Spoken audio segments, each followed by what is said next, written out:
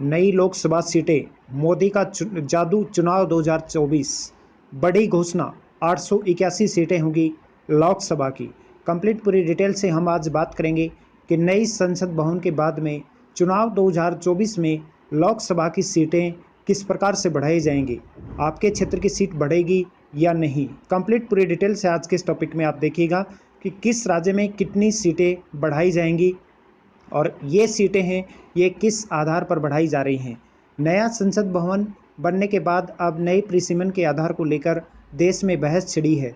अभी तक जनसंख्या के आधार पर सीटों की संख्या तय होती आई है, लेकिन 2021 की जनगणना नहीं हुई है। यह 2024 के लोकसभा चुनाव के बाद होगी। इसके बाद 2026 में परिसीमन होना है।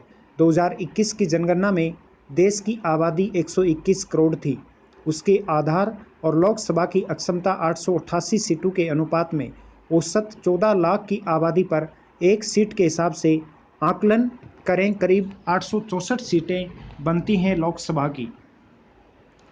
कई केंद्र शासित राज्यों की आबादी 5 लाख से भी कम है, वहां अभी औसत एक एक सीटें हैं। केंद्र शासित जो राज्य हैं उनमें कईयों में एक एक सीटें हैं, उन्हें एक एक सीट भी तो दी जाए तो कुल 881 सीटें हो सकती हैं नई लोकसभा में।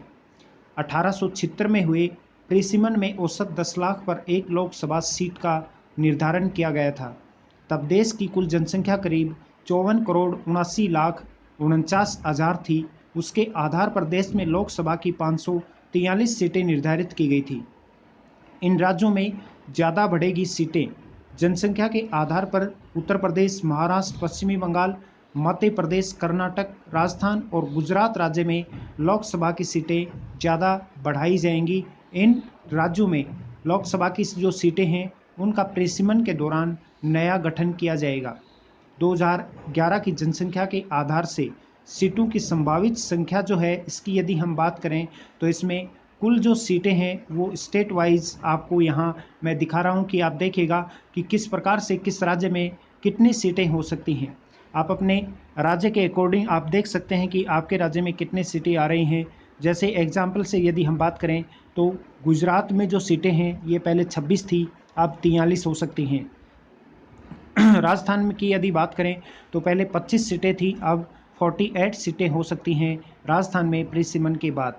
आज़ादी को आधार मानने का विरोध भी हो रहा है। परिसीमन में सीटें बढ़ाने के लिए जनसंख्या को आधार बनाने का विरोध हो रहा है।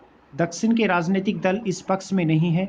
दक्षिण के क्षेत्रीय दलों का कहना है कि सरकार अगर जनसंख्या को आधार बनाकर परिसीमन करेगी तो उत्तर भारत का दबदबा ज़्यादा होगा और उत्तर भारत में सांसद जो है वो ज़्यादा होंगे और उसी के अकॉर्डिंग वो सरकार का भी फैसला कर सकेंगे कि सरकार किसकी बनेगी। इसलिए वो जनसंख्या को आधार न बनाकर एक क्षेत्र विशेष की राजनीति को आधार बनाना चाहते हैं। ये था आज का अपना एक टॉपिक कि किस प्रकार से लोकसभा की सीटें बढ़ने वाली हैं, आपके राज्य में कितनी संभावित नई सीटें हो सकती हैं। दोस्तों, ज्ञान का अड्डा यूट्यूब चैनल पर ऐसे ही देश दुनिया से जुड़े हुए महत्वपूर्ण जानकारियाँ नियमित आप लोगों के साथ में लेकर आता रहता हूं। आप चैनल पर नए हैं तो चैनल को सब्सक्राइब करना बिल्कुल भी न भूलें, उसके साथ घंटी वाले निशान पर क्लिक अवश्य करें। ज्ञान का अड्डा यूट्यूब और टेलीग्राम चैनल एक बहुत ही शानदार प्लेटफॉर्म है जिस पर आपको निःशुल्क नियमित रूप से स्टडी मटेरियल प्रदान किया जाता है। मेरा प्रयास है कि हर एक बच्चे को निःशुल्क शिक्षा मिले, हर गांव ढाणी घर में फ्री ऑनलाइन क्लासें हों। हमारा एक दूसरा यूट्यूब चैनल है बैंक अड्डा, जिस पर आपको बैंकिंग, फाइनेंस, इंश्योरेंस से जुड़ी हुई सभी महत्वपूर्ण जानकारियाँ नियमित आपको मिलती रहती हैं। यदि आप बैंकिंग, फाइनेंस, इंश्योरेंस से जुड़ी हुई कोई भी सर्विस लेना चाहते हैं तो आप हमसे संपर्क कर सकते हैं।